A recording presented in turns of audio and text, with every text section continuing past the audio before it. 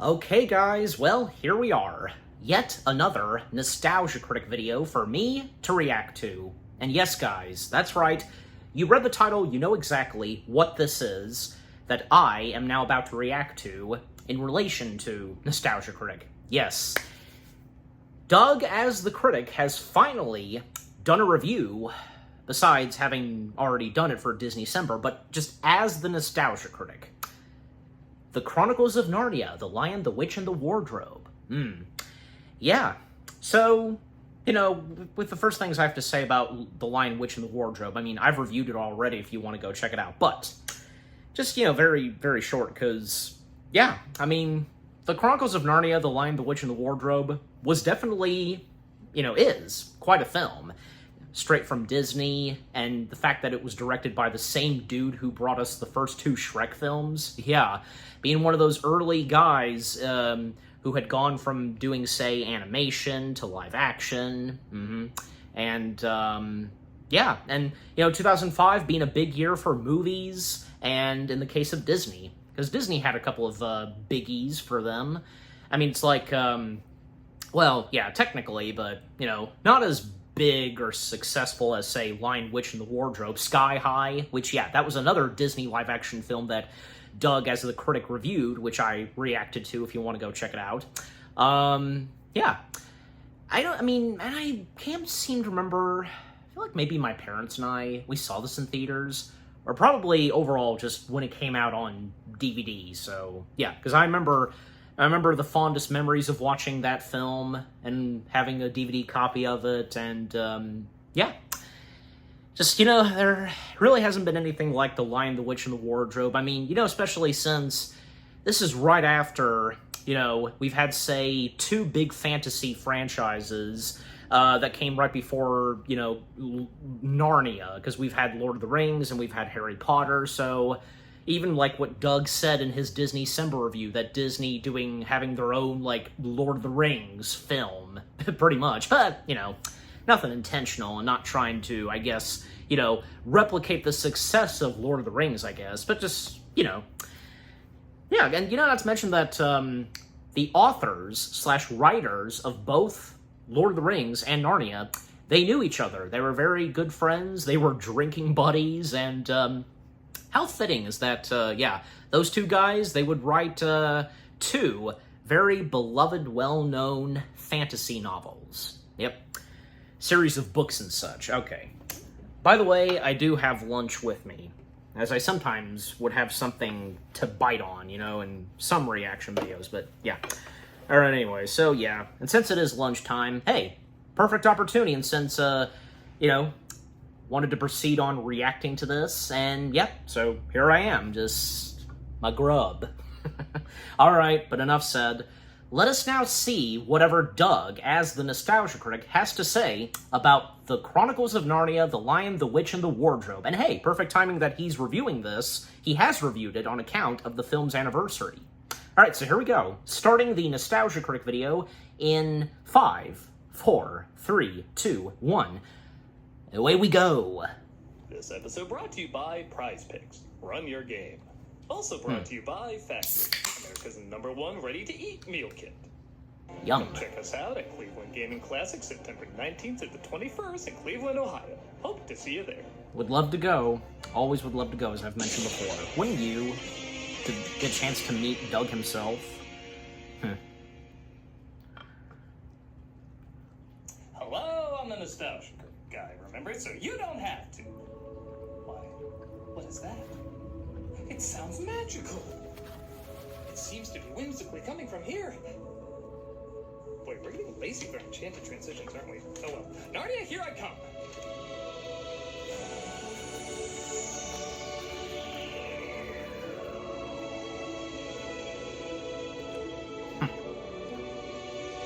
That's not really Narnia. Heather. Hey, at the same time we drank, so... Welcome to Narnia, the whimsical something or other. Oh, wait. Aren't you Susan Pevensey? Oh, yes.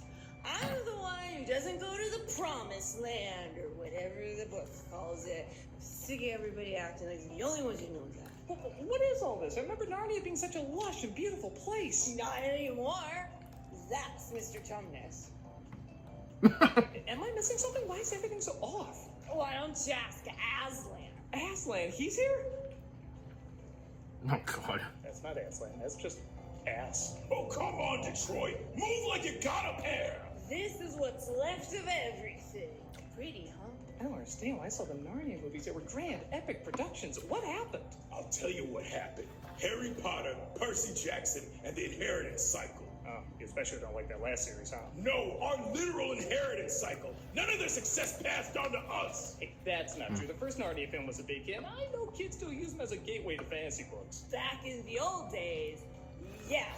But now they have so many other options. Well, that sucks. Yeah, everyone just sees us as veggie-tailed Lord of the Rings. Disney just shoved our production into storage. You mean like C.S. Lewis's symbolic representation of purgatory? No, it's just storage. You Lewis fans, everything means something else. Well, maybe Disney will bring Narnia back. Nope. Netflix is making movies with Greta Gerwig. That's something. And Meryl Streep Yeah. is playing Aslan. Greta. That's confusing. Face it, we had our Yeah. time in the sun. Now the cold winter of I don't science know. has doomed us. Man, and it's 20th anniversary, too. I really want to see more movies in this style. Well, you know what they say. Say what? What? No, I'm asking. You know what they say? I'm Oh. too drunk to remember. Well, as someone who loved the first book, loved the first movie, and was looking forward to more, you have definitely made a big impact. Good for you, Doug. Okay.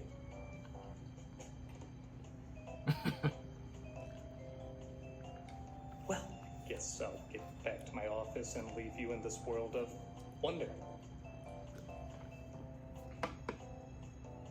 Are they just gonna stare like... Don't follow me. I don't think they're going to. They're just... What are they thinking? This... You know this franchise deserved better. Yeah, I would agree. You mentioned Peter Jackson. Well, that didn't really go anywhere. Besides the series. 2005, during an absolute boom in fantasy films, The Lion, the Witch, and the Wardrobe had been adapted a few times in the past, but there was an understanding nobody I don't could, think I knew about the you know, cartoon. really adapt. Even in that cheapo anime film that came out years ago, there's kind of an understanding that's probably the best we're gonna get. Fans like me really enjoyed the first book, and it made sense that C.S. Lewis and J.R.R. Tolkien were friends, as this is what got me into reading Lord of the Rings afterward. As I I mentioned. think these books were that segue for a lot of kids, and just like Lord of the Rings was said to be unfilmable, Narnia was that times 10. Not because we couldn't shoot giant armies or monsters, we got that down by that time. But how the hell do you tell a dramatic, epic story with talking fawns, lions, Santa Claus, and beavers seriously? Well, animation He director technically Andrew is Adamson, Santa, who but... had 2 giant critical and audience hits with the first 2 Shrek movies, seemed to pull it off. He seemed to know how to get people into weird things, and through clever craftsmanship, careful pacing, and an absolute hunger audiences suddenly had for fantasy, he created a, okay, not perfect, but about as close to perfect adaptation you can get for the story at that time. Yeah. The first film was loved, the second film was loved enough, despite some divisiveness, and the third film was very mid at best. But, Yeah. well, we've never gotten anything mid from Harry Potter or Lord of the Rings. I still read a ton of those, but despite being 7 The first books, only Fantastic 3 Beasts were made in the movie. did good. There's even talk of waiting for the kids to get older so they'd be more age appropriate for the future films, but the series was eventually dropped. That's such a shame because I really wanted to see more from this particular rendition of this world, warts and all. Regardless of the after effects, this film still stands as an ambitious and delicately constructed adaptation. Like I said, there are flaws, but for what I had to bring to the big screen, I think it did a pretty amazing job. So let's go back and see how Hollywood filmed the other unfilmable fantasy. Alright. Because even I can acknowledge it can be too stuck in the past. It's the Chronicle. What goes of Narnia? The Chronicle. What goes of Narnia? Yeah. Now let's watch the version in epic movie. I'm not drunk enough for that. Epic Take movie. a look at Narnia, The Lion, the Witch, and the Wardrobe. Yeah, that's another thing. That's another movie that he reviewed and Opens with, I reacted to. boy, they want to get to Aslan's death early on, don't they? Welcome. Actually, this is the London bombings during World War II, as the mother of a Pevensey family finds her kids aren't safe and has to send them away. Bit knobs and boomsticks was the working title. Is Dad where he wouldn't make us go? They do a good job setting up the lead's personalities quick, as the book literally starts with them playing hide and seek and entering the wardrobe, which I don't think would work very well in a movie. The credits roll. No.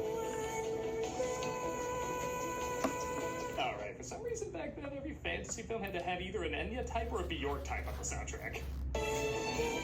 Well, These tears we cry. Do you need a type like that to sing about your fantasy world? She is a fantasy world. I mean, they can work. Screen stations until they arrive at their new home. Mrs. McCready. Especially I'm afraid, the sir. song That's a in good line. Return of the King, I've sent a that little Oscar-winning professor song. whose You know what I'm caretaker talking says they're about. not allowed to disturb. And above all, there shall be no disturbance of the professor. He's determined to prove what's superior, myth or allegory. We can play hide and seek. The youngest, named Lucy, played by Georgie Henley, gets bored and asks her brother Peter, played by William Mosley, if they can play hide and seek. They all agree, and she hides in the covered-up wardrobe hidden in an entirely empty room. Sounds inviting. Oh boy, the acid just kicked in. They kept the set a secret to Henley so they could film her reaction seeing it for the first time. It is crazy to think this is all on a soundstage. Now, to get that genuine reaction, like, Thomas, played by James McAvoy, and while he doesn't seem like the ideal casting for a role like this, he knocks it out of the park. I agree. Well, And I'm a fool. to think Must be that some kind of he would- beardless dwarf. he would At that then point, be I literally just got future done watching Charles it as Xavier, son of young Paul Atreides and Charles Children of Xavier. Dune. So to see him giving such a different performance with the exact same amount of charm and intrigue really showed he could do no wrong once he could do wrong. At least oh, come on. I actually liked that movie. I don't know. Jesus, the charm meter between these two is bubbling between the first 5 minutes of Up and any Carrie Elway's line in Princess Bride. I've seen Solve Mysteries with Angela Lansbury. I like this as a trust your gut with those who seem trustworthy lesson, yet also a stranger danger scenario. As I said, I really liked Tea from the Wanted. Danny Masterson collection. Such a terrible fool. She wakes up later to find he's actually up to no good. Kidnapping you. It was the white witch. I drugged your drink. I can't imagine what you're seeing right now. You probably think I'm a fawn or something. She makes a play to his good side, and he immediately decides to take her back. The woods are full of her spies. Even some of the trees are on her side. Good. That was good. See, I have planned. That would make sense, I guess. Now go. Go. This kid is so damn good. Just those little reactions feel so real and suck you in so much. Yes. I honestly think she would have gotten an Oscar nomination for this. She was that charming. If it wasn't for one moment that... If it was submitted, I don't know. But we'll get to that in a bit. Yeah, All right. that. Shut up. He's coming. I'm not sure you two have quite got the idea of this game. She returns to find that the several hours have passed. We're only a few minutes back home. And she finds that Peter and her other siblings, Edmund and Susan, played by Skander Keenez and Anna Popplewell, don't believe her story. Didn't I tell you about the football field and the bathroom cupboard? When are you gonna learn to grow up? Shut up! You think you're dumb, but you're not! That's it. You're grounded, young man. Oh, maybe I do. Later, Lucy returns to Narnia, and Edmund follows her, stumbling across the White Witch, played by Tilda Swinton, and her minion, Guinevere, played by Karan Shah. Edmund, you look so cold. Come and sit with me. This movie was one of my first, Originally, I thought Knowing Swinton could have been Tilda. a little bit more subtle or a little bit more funny with the witch. But I did forget, she is basically a psychotic brat. You can tell she's out of practice in terms of being nice and in trying to please Edmund. It's kind of like watching Pennywise trick his next victim. Their hunger for blood is so heavy they have a hard time hiding how insane they are. Can you make me taller? Anything you'd like to eat? Turkish delight? Certainly. Oh, no, that's not what I meant. What? The witch convinces her to bring her his siblings, but when Lucy sees he made it into the wardrobe, he lies later, saying there's nothing inside. You know what little children are like these days? Don't know when to stop pretending. With that said, who wants to visit the wardrobe and totally not hand themselves over to an evil queen?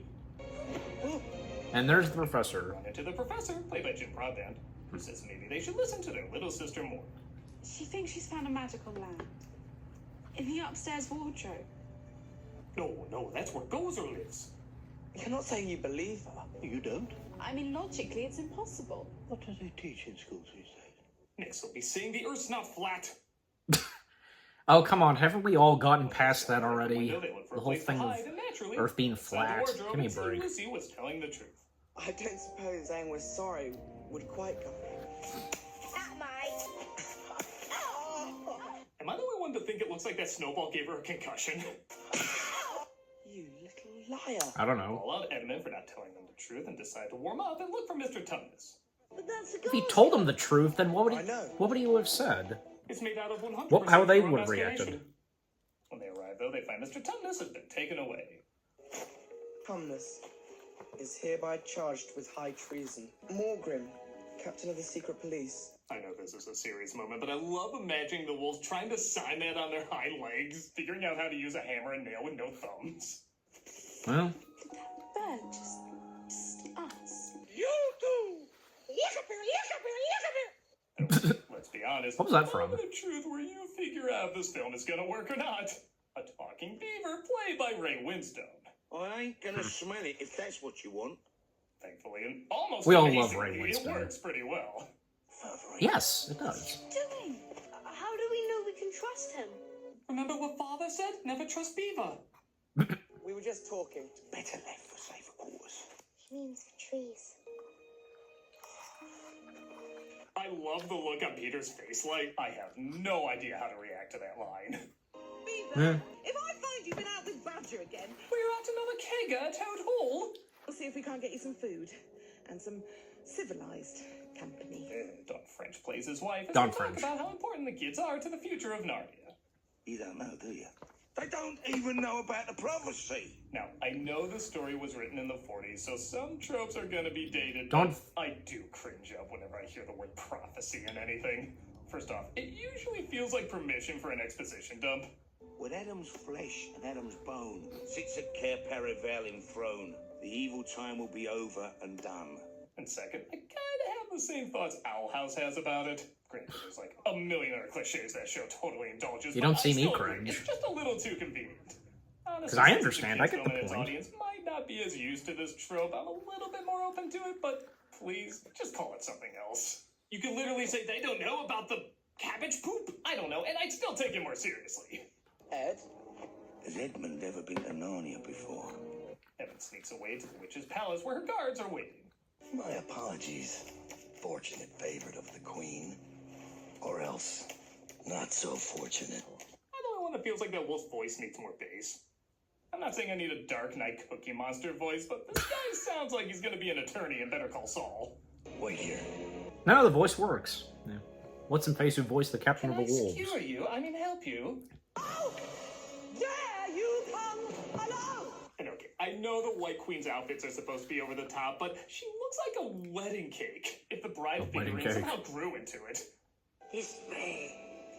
For your your numbers. It would have been very easy for Emmon to be too unlikable in this, but both the actor and the writing tries to humanize him and show he's going through a lot and can be exploited a little easier than the others.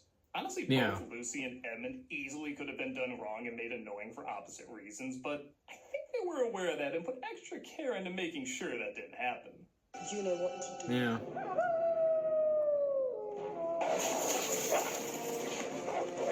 I want to hear the Black Rider music, but with canine lyrics.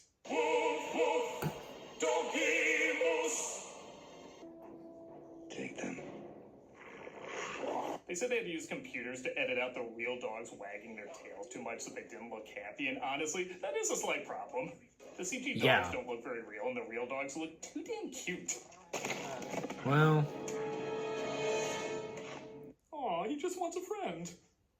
Edmund is imprisoned by the White Witch where they meet up with Mr. Tumnus. He's a stranger here, Your Majesty. He can't be expected to know anything. Watch it, that almost hit me. Do you know why you're here, Fawn? Because he turned you in for sweeties. Well, at least it wasn't a shitty sweet like Turkish Delight. Oh, Edmund, that's the Yahoo search of candy! The Queen sets out to find the others, and remember how I said in Fellowship of the Ring, right after the Balrog scene, people get a little antsy in their seats? Something about this shot, like clockwork, always gets the same reaction. I think because we're about an hour in and not a whole lot of action has happened. Granted, it doesn't feel like an hour, but it doesn't feel short either. yeah. However, this scene certainly wakes people up. Father Christmas appears. Yeah, the theology of C.S. Lewis is a little weird. And I'm sorry, there is something just hilarious about Santa handing out weapons. I hope you never have to use Well, there's a reason. Trust in this bow. What happened to battles are ugly affairs? Kirk Cameron took over writing, didn't he? The time to use these may be near at hand. Here, I just got Spaceballs the Flamethrower. The kids love this one. Now, I must be off. Winter is almost... Don't you mean Spaceballs the Many Sword? children to wrap drone bombs for. Merry Christmas! He shoots a machine gun while riding off. Told you he was real. Knowing that armed man watches me and sneaks into my house at night, I'm very comforted by that. And sponsor We time? made it. It's fall. Oh, okay, maybe it's just another season for you, but here in Chicago... Yeah. Yep, up to the fall season. We are. Okay. So, let me skip this. Come on. There's meters that sometimes these sponsors could be quite long. I don't know, I'm just saying, because... okay, there we go. Right to where, yeah, the advertisement for Twitch. Okay, so up to 21 minutes in, and only 11 minutes left. So, okay, so with what all Doug has had to say so far, up to 21 minutes, yeah, well, a lot of positive things, but yeah, at the same time, a few things that he pointed out, just, but, no, I mean, because that doesn't stop the fact that, because... The Lion, the Witch, and the Wardrobe, a fantastic fantasy film, and yeah, because, if the mentionings of, from, say, Percy Jackson, Harry Potter, Lord of the Rings, yeah. Well, and, because, you mentioned about, like, the later films in Lord of the Rings and Harry Potter, because in the case of, yeah, Hobbit and Fantastic Beasts, well, I mean, come on, let's face it, the Hobbit films weren't bad, especially the very first one, The Unexpected Journey, as well as the first Fantastic Beasts film. Now, that did really good. And say what you will about the other two Fantastic Beasts films. For me, personally, I don't care. I actually really enjoyed the current last one, The Secrets of Dumbledore. I'm just saying, it's my opinion. We're all entitled to our opinions on movies. Secrets of Dumbledore would have to be one of my favorite Fantastic Beasts films. Just saying, because, hey, again, entitled to our opinions on movies. Anyways. Yeah, and a bunch of other things he pointed out, because, because from the cast, and James McAvoy, yeah, and other things he pointed out, and also because, yeah, great British talents, their voices we've so far heard in the movie, from Ray Winston and Dawn French, they're fantastic, and, and Dawn French, also being in Harry Potter as the fat lady in the portrait, in Prisoner of Azkaban, Yeah, and also Santa Claus. Well, technically he's Santa Claus, but he goes by a different name. In fact, the movie establishes that there hadn't been any Christmas in years, so yeah. Especially on account that when the White Witch stepped in, and yeah, all hell came in Narnia, so yeah, because of the White Witch. By the way, I just remembered something. I used to own a map, of the land of Narnia, and apparently, because, with Prince Caspian, the castle that he resided in, it was somewhere close to where the White Witch's castle resides, but, I just thought I pointed that out, and if you happen to know what I'm talking about, and if maybe you had that, just anyways, but yeah. And by the way, because, on the Narnia sequels, because, yeah, I mean, because I most prominently remember my family and I, we went to go see Prince Caspian in theaters, and as I recall, we all enjoyed it. I remember there was a few laughs and chuckles when we saw the movie in theaters, like on account of some funny moments from Peter Dinklage's character, if you remember him in the film, and the voyage, the one with the boat, the voyage. What's the rest of the name of the Narnia film? Well, you know what I'm talking about. This point being, yeah, I can't remember if we saw that in theaters as well, but Yeah, I mean, all I remember is that, owned a DVD copy, of course, and I seem to recall that my mom and I, especially, we enjoyed it. Yeah, and, I remember because, like, it was a bit of a shame that, the third Narnia film was not going to be done by Disney, but, now it was done by 20th Century Fox, and even as of now, technically, the third Narnia film is now part of the Disney family, because, well, 20th Century Fox being a part of the Disney family. And say what you will, but yeah, the new Narnia film from Greta Gerwig, we like Greta Gerwig, I like her, and she's directed, she's had quite a really good directing career. I mean, let's face it, because some of the last films that she had done directing, because, is it Lady Bird? Yeah, I think I'm saying it right. You know what I'm talking about. And with Saoirse Ronan, yeah, her and Timothée Chalamet, that, Little Women, and Barbie. Yeah, especially Barbie, yeah. So, who knows, like, hopefully Greta could make this new Narnia film fantastic, and I really honestly don't know what to say and how I personally feel about that apparently, because, yeah, Meryl Streep is going to be the voice of Aslan. I'm just saying, because, like, I don't know, because maybe it's, like, Aslan taking a different form or something, altering, I really don't know, just, but, overall, we'll see how it turns out. Seen a few behind-the-scenes pics and all that, but just, okay, not to go too much into it and so on, but alright. But yeah, so, it's great to see that, yeah, a lot of positive things that Doug has had to say about Narnia, The Lion, the Witch, and the Wardrobe, and I meant to bring this up because of Prince Caspian. Doug actually I remember that he actually likes Prince Caspian, and that's, good for him. He brought this, I mean, he talked about it in detail when he did the, was it top 11 or top 10, whichever which, but I have to go back and look. That top list where, yeah, it's all about movies that he likes but everyone else dislikes, and Prince Caspian being one of them. Also, another one that he likes, which I do, definitely, Star Trek Nemesis. Yeah, I've gone on saying this, that Nemesis is my #1 favorite Star Trek film.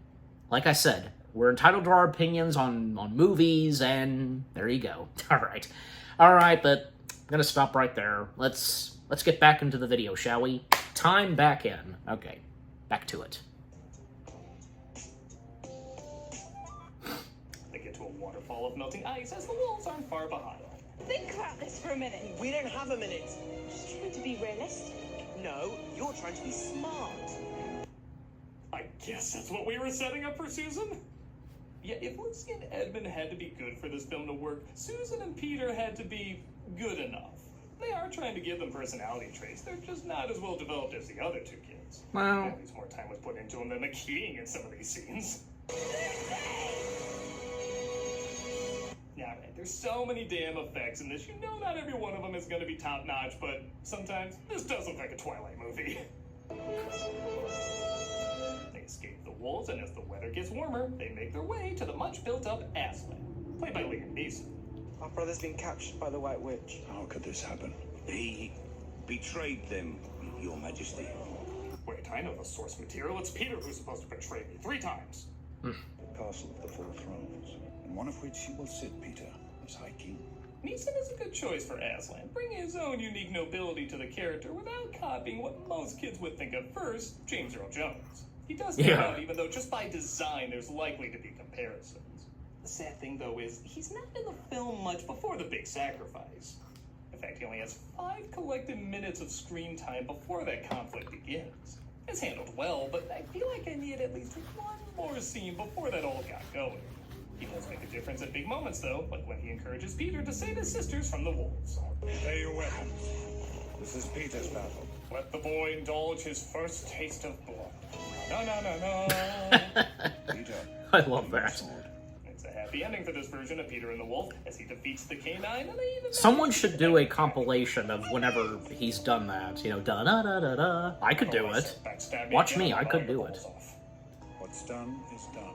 There is no need to speak to Edmund about what is past. Very well, no words. Well, no, that's not what would happen. But I agree with Aslan. What's done is done. What the White Witch can do. And I've helped her do it. And we can't leave these people behind to suffer for it. There really is a change in Edmund, too. Like, he sees the weight of his actions and truly Finish does my become a grub. different person throughout the rest of the film. Quite frankly, I think staring Tilda Swinton straight in the eye changes you. Speaking of which, God, I'm clever. The White Witch says because Edmund betrays him, by law, she has to sacrifice him. His blood is my property. Try and take him then. Do you really think that mere force will deny me my right? Well, as a boy raised in the 40s, it's all I know. Aslan invites her to step into his office. Yeah, pretty much. Office in a Waiting to tent. see if I'm gonna die is so boring. They come to an agreement, and later that night, Aslan walks into the woods as Lucy and Susan ask if they can join him. I would be glad of the company for a while.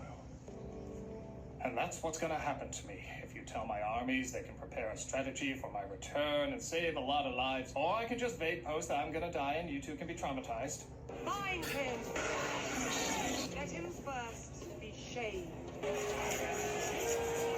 We're gonna make the ending of Braveheart the ending of Braveheart! Aslan's death is appropriately rough for a PG film. I mean, my PG deaths have melting faces, but this is still pretty effective. As Lucy and It is. word about what happened through the trees. Trees. I would have liked more if it was a bit abstract, kind of like they can just tell through the wind and the leaves that Aslan is no more. Kind of like what Rafiki did figuring out that Simba was still alive. But my guess is this is supposed to be similar to an angel messenger. Again, Yeah. I'm sure if you put together, this is the Bible! I bring grave news from your sister. You're right, Doug. Oh, how do I put it? What's on your right leg and is also a studio that loves to kill lions? Disney. They realize they have to fight without Really? Aslan, so Peter joins Dwayne the Rock Centaur to lead the charge against the White Queen. You know, I never really She's thought of wearing it. all Jesus as a hat! Speaking of which, Aslan does return thanks to an Jesus as a enchanted hat. loophole. When a willing victim who has committed no treachery is killed and a traitor stabbed, the stone table will crack, and even death itself would turn backwards. I call it the Deus Ex Na. Peter and Edmund will have gone to war. We have to help them. Christ, kid, what did Santa Psycho teach you? They make their way to the witch's castle, where Lucy sees Mr. Tumnus has been turned to stone. Alright, here it is. What do you have to say, Doug? This is the moment I think actually cost this kid awards, and again, it's not her fault. See, the actress admitted she has an expression a lot of people do, where when she starts to cry, it looks like she's smiling. And during this scene, it's a little distracting. But here's the thing, you just don't show that. This so easily could have been edited out and be just as effective. Watch.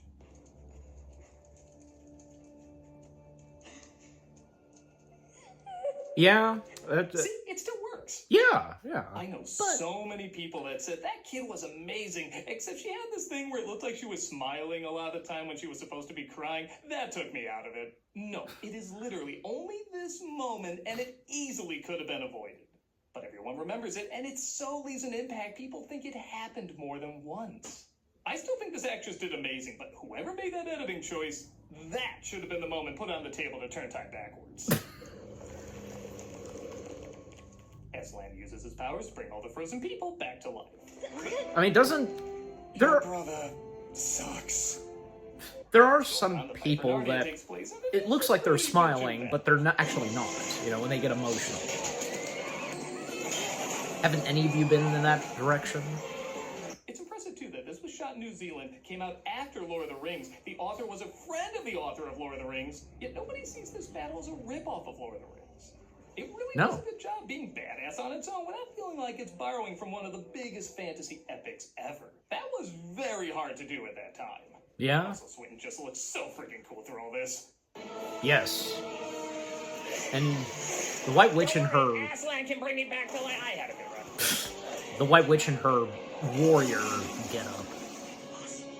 Aslan does return, though, with the people he freed, and they end up defeating the White Witch. How appropriate that it's Aslan that finishes her off. Now that's how you do a perfect edit. Not that every Climax works. Also, this is one of the best unintentionally funny deaths ever. Well, it gets a laugh. Every single screening of this I've ever been to. Even the kids on the commentary laugh. this bit's battle, so and funny. we did turn up, but I want squashing enemies in Mario Brothers to make that sound. I guess, the delivery of the henchman Reign is... as ruler in Narnia will So- now be ruled by a representative republic. Kings and queens, that works. May your wisdom grace us until But that's how it is. rain down from the heavens. These 4 idiots who walked into a closet will now rule you, peasants. Do it or I'll eat you. Aslan out. He never mentioned the leopard, where Edmund There's 2 sets of paw prints in the sand. drew glasses It's been and... nearly a lifetime in Narnia. Fun fact, they actually got the older sister of the actors who play Lucy to play her older version. And they stumble upon the life lesson I didn't realize right back to that. where they started. I went through puberty twice for this. Lucy brings a gas Nice. cannon match to burn it down. I mean, tries to see if she can get back to Narnia. Will we ever go back? It'll probably happen when you're not looking for Now, this being a mid-credit scene, I prefer technically. the alternate ending where Aslan steps out with a flamethrower saying, "You're not gonna believe this!" And that was Narnia, the Lion, the Witch, and the Wardrobe. Sure, there's a few pacing issues, and some elements could be fleshed out a little more, but I think this is a pretty difficult adaptation for film, and it pulled it off pretty damn well. Yes. Most of the acting is on point, a good chunk of the effects are impressive, and the ones that aren't still have a lot of style and creativity, and kept pretty close to the feel and spirit of the book. It's a shame they didn't keep going with this team and these actors, as I would have loved to have seen how they would have tackled the other stories in this vein.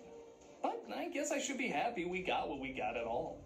Like I said, this easily could have been a disaster with a ton of elements not coming together, but you can tell they really took their time to try and get this as good as they could, given that time period. It may not be as popular as Lord of the Rings or Harry Potter, but it's still got a place in the hearts of anyone who loves the roar of fantasy. Mm-hmm. And you know what? Even though it's not the most popular one out there, they still deserve to know they did a good job. All right, what's going to happen? Hey, I really wanted to let y'all know how... There it is. Hey, I'm the chestnuts. Santa Christ, you're here too? Of course! I'm awesome. Well, I'm assuming you're here to give them the encouragement they need. Yes! It does make sense that Santa Christ is in this. I fixed the kickback on that one. Oh, and what have we here? An Uzi for Susie? Right on! I'm sorry, what are you doing? We're gonna show Netflix that no reboot can replace us. We're gonna turn life itself backwards. But don't you trust Disney and audiences will find a way back to you? No! That's fair. By the way, this counts as my Christmas episode this year.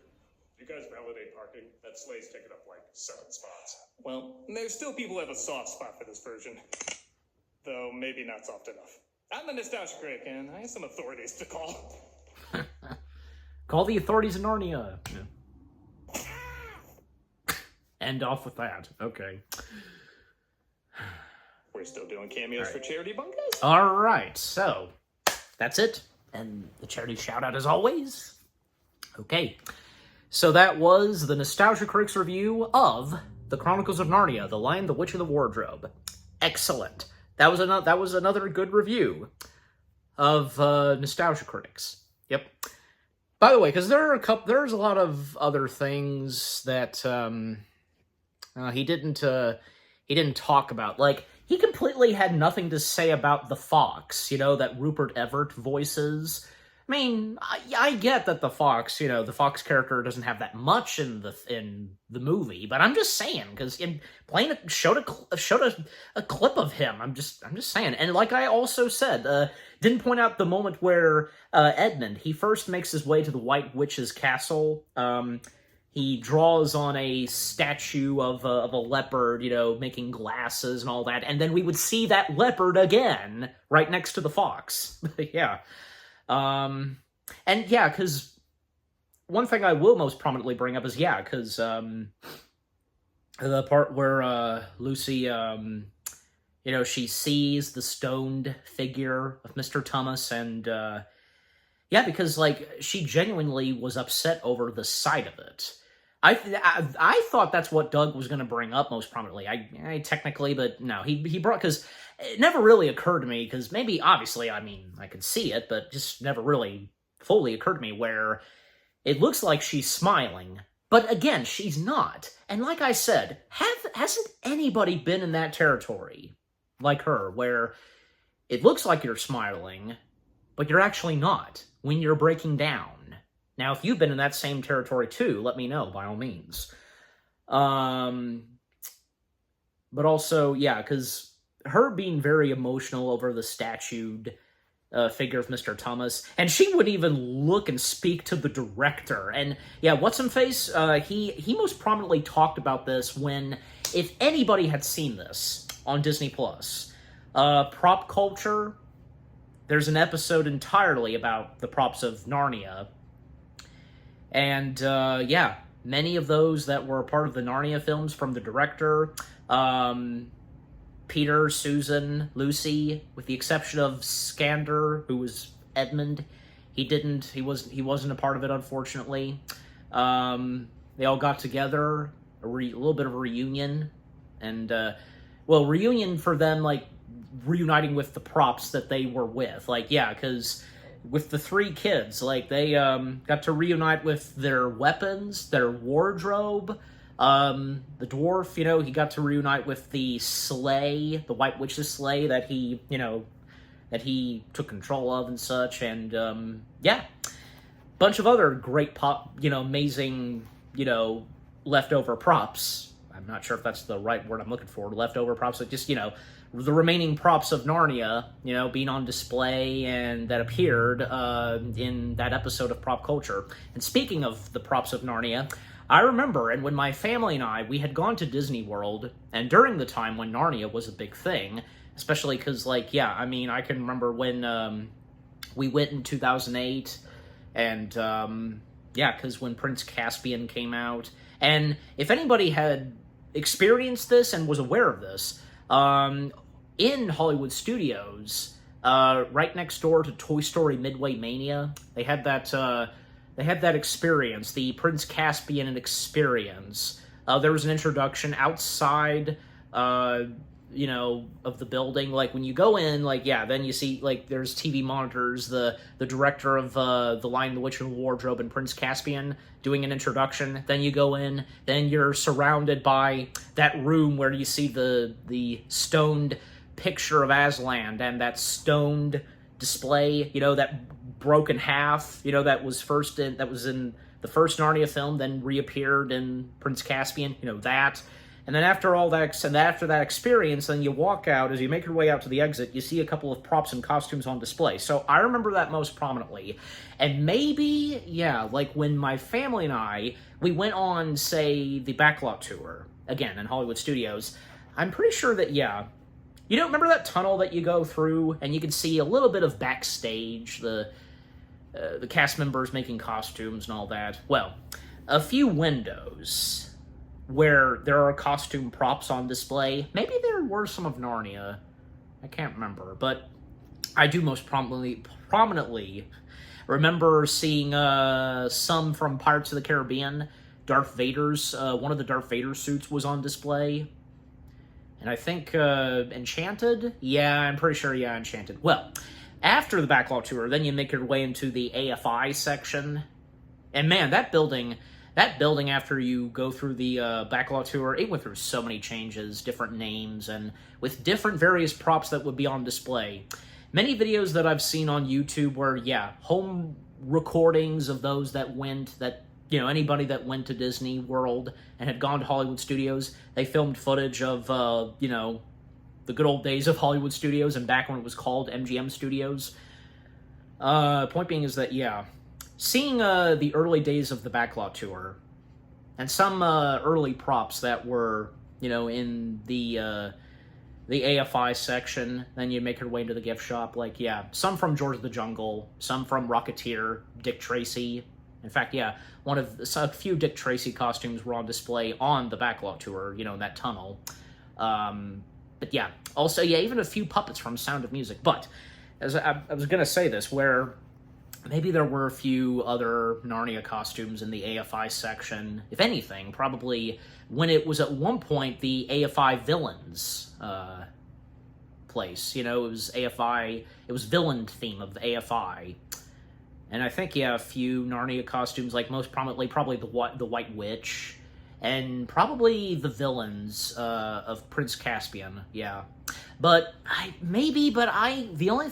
all I can remember from that was, you know, a few Star Wars stuff, Pirates of the Caribbean, the villain of Enchanted, you know, Marissa? Yeah, I think so. Yeah, Susan Sarandon's villainous character from Enchanted. Her. I remember seeing her costume on display. Helen Bonham Carter's Red Queen costume, and the Xenomorph costume from Alien. I remember seeing that, and yeah, a bunch of others. Just yeah, but I remember very little that seeing some Chronicles of Narnia props on display at Hollywood Studios. Maybe you did too. And not to mention that even before Prince Caspian, I don't know if, probably not, but there was a Lion, the Witch, and the Wardrobe experience, which I have seen on YouTube, and apparently there's one moment where the White Witch, she's actually there in the flesh. Okay, not Tilda Swinton, but you know. In fact, for a little while, the White Witch was actually a meet and greet, walk-around character, and there's very few videos of the White Witch roaming around the Disney parks, most prominently Disneyland. In fact, same would go for Prince Caspian. Prince Caspian would be a meet and greet character not for long. And the same would go for Giselle, because actually, it was around that same time that they were meet and greet characters. And I remember most prominently from one of the Walt Disney World Christmas Day Parade specials. Maybe it was 2007 or 8, because, see, I sometimes, don't you ever have those moments where you get confused and you think that this movie and that, it came out that year and so on. Okay, no, it did come out in 2008. Okay, because, you know what, here's the thing. I sometimes had felt that the second National Treasure film, it came out in 2009, but no, it actually came out in 2007. So it's just one of those things, you know what I'm saying? Like, if you think this movie from the early 2000s came out this year or not, but no, it actually didn't. Just speaking of which, I remember What's-Him-Face, who played Riley in National Treasure. Around the time of National Treasure 2, he, there was like a little special segment. You know, the good old days of the Walt Disney World Christmas Day Parade specials where they would play, there would be some special entertaining segments. And in the case of him, as, you know, who plays Riley, he basically traveled to London. Yeah, so if you know what I'm talking about, I just thought I'd mention it, but anyways. Episode, bro? Okay. No, I already watched the video, Doug, so. Alright, but anyways, is there anything else to mention? Because, I feel like there is. Well, I mean, I will say this, because, you know, in the case of the kid actors, you know, because they haven't been in any big films like they were when it came to the Narnia films. I mean, it's like, Susan, you know, it's like she, I remember most prominently seeing this. She was in a interactive video game, live action footage, The Gallery, I think that's what it's called, if you know what I'm talking about, yeah, that. So there's that. And What's-Him-Face, Will, you know, who plays Peter. Well, the only other film I had seen him in, besides the Narnia films, was the Little Mermaid film, if you have any recollection of that and know that he was in that. No joke, just, yeah. And also Lucy, because, What's-Her-Face, I mean, not that much, but I know that, I feel like she was in one film with Abigail Breslin. Yeah, there's that. And as for Skander, a.k.a. Edmund, well, the Narnia films were really the only, like, movies he had done, because he eventually would step down from acting, and now he's into politics and stuff. Well, it's his life, it's his decision, what he wants, so, and I'm sure, you know, making a good success of that, you know? And besides, I'm sure, I'd like to think probably he would probably, you know, has fond memories of, obviously, being a part of the Narnia films, his acting career. And I'm sure he, because, and as I said, he was not a part of the one episode of Prop Culture with everything about Narnia. I mean, because even, I remember seeing, I saw a video of this, and I think it came straight from Instagram. Yeah, Lucy, her Instagram page, where, they were filming something, a Narnia reunion, and it was, Prop Culture. And they all mentioned that, Skander couldn't make it, and, they loved him, and I'm guessing probably Skander would have been delighted to have come back for reuniting with them, and in the case of Prop Culture, but just, couldn't make it. Just one of those things due to his schedule. Don't we all? Due to scheduling conflicts. Never fails. Anyways, but, yeah. I think that's pretty much going to do it, because, I don't know. I feel like there's more I could say. I will say this, one more thing, because with what Doug said about Aslan and how much screen time we have of Aslan, and he said, 5 minutes. Well, I think it's understandable why we don't get that much of Aslan in all 3 Narnia films, because, this is Aslan we're talking about, and yes, Aslan's one of the main centers, but just something about Aslan, of course. Just, I think I'm sure you know exactly what I'm talking about, but yeah. And I'm gonna have to go back and look and watch Doug's Disney-cember reviews of the Narnia films. I also know that he would then get to review and cover the 3rd Narnia film, which is, and basically, with there just being 3 films, that makes it a trilogy. Yep. The Disney and a half Narnia trilogy. Is that the right way to say it? Because they didn't do the 3rd one, but technically, it would be a part of the Disney family through 20th Century Fox. The legit, so, alright. Anyways, but, and I look forward to, whenever Doug, as the Nostalgia Critic, ever reviews the other 2 Narnia films. And hey, if you're ever watching this reaction again, then my reaction to him reviewing the other 2 Narnia films, they've come out, and Alright, but anyway, so that is gonna do it. Okay, I've been talking a lot. But hey, again, these are not just reaction videos, they're discussion videos. Reaction/discussion videos. I'm not the only one that does this. Fact. Okay, facts. Alright. But overall, the Nostalgia Critic's review of the first Narnia film, The Lion, the Witch, and the Wardrobe, excellent. Another good one from good old Doug Walker himself as the Nostalgia Critic. And great to see, because, even still, having some great appreciation for the movie, and, as he mentioned, he read the book, so Okay, so what about you guys? What did you think of the Nostalgia Critic video itself? His review of The Lion, the Witch, and the Wardrobe, the first of the 3 Narnia films.